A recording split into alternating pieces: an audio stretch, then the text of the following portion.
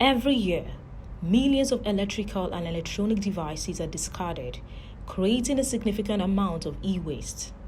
E-waste is considered hazardous as it contains toxic materials and can produce harmful chemicals if not treated properly. The improper handling of e-waste poses a threat to the environment and human health. To address this issue, stakeholders in the information and communication technology sector recently gathered at the e-waste dialogue organized by ITREALMS. The event took place on Friday, December 15 in Lagos with a theme, "You can recycle anything with a plug, battery or cable." During the dialogue, Olugbenga Adebola, the national president of the Association of Waste Managers of Nigeria, and other experts discussed various ways to handle waste effectively.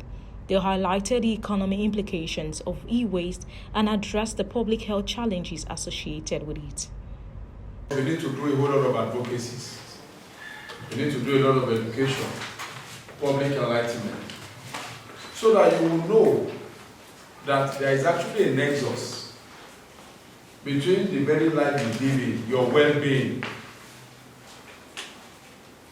and the environment that you live in, and the way you handle your waste. So e-waste in particular, which we are talking about today. In fact, I always say this, and I want to say to you, if there's anything you want to take home today, know that your very existence in life is dependent on the environment that you live in. The e-waste issue is a global concern. Nigeria was among the nations that paraded the highest number of contingents at the COP28 at the UAE. The whole world was there.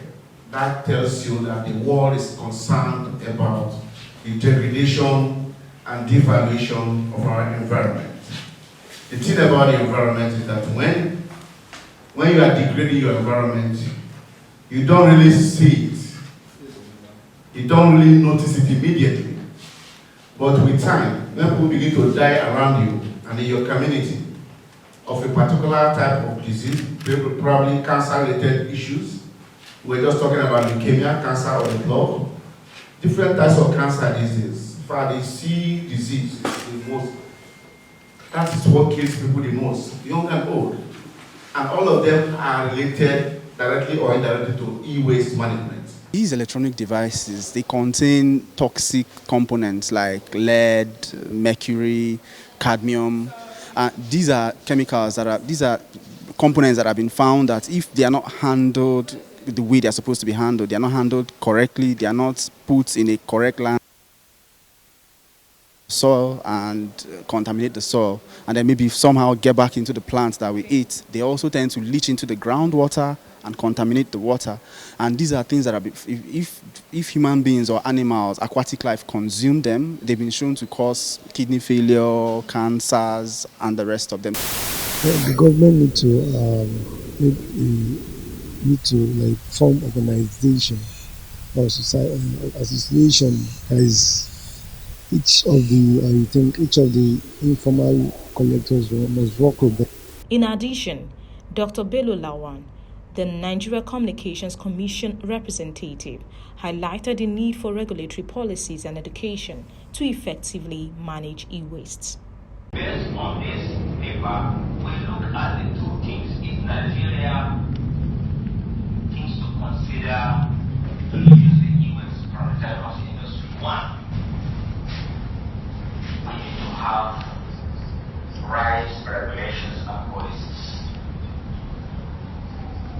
This is a kind of a collaborative work. Yes, NCC is mandated to regulate the telecom sector. NCC is mandated to carry out type of removal of the equipment coming into the country and connect to the national network. NCC is mandated to conduct audits on this equipment to ensure that are safe to Nigerians, to ensure that. Then the secondly is education. Nigeria needs a development capacity that will enable it to remain and competitive in this revolution. It will be be necessary to offer the needed awareness and the street set in this era in a way that fits the African context, especially Nigeria. Therefore, we need to kind of come up with awareness through different local guidance.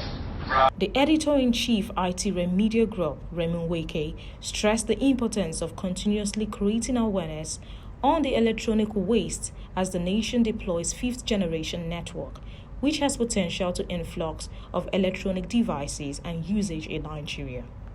I started to learn over the impacts, especially the negative impact, when they are disclosed negatively or improper. And that's one of the reasons we have partnered with the likes of ITREALMS to have some of their accredited collectors of e-waste to be around. In 2019, the volume of electronic waste generated worldwide was approximately 54 million metric tons. Factors like increased spending power and the availability of electronics have contributed to the rapid growth of e-waste as the fast-growing waste stream globally. Projections indicate that by 2030, annual e-waste generation will increase by around 30%. To safeguard communities from hazardous e-waste recycling, it is crucial to implement effective prevention and management strategies on the national and international level. For more on well-researched and balanced stories, events, and interviews across business, tech innovation, and lifestyle, please like, share, and subscribe to this channel, www.youtube.com/Digivation Network.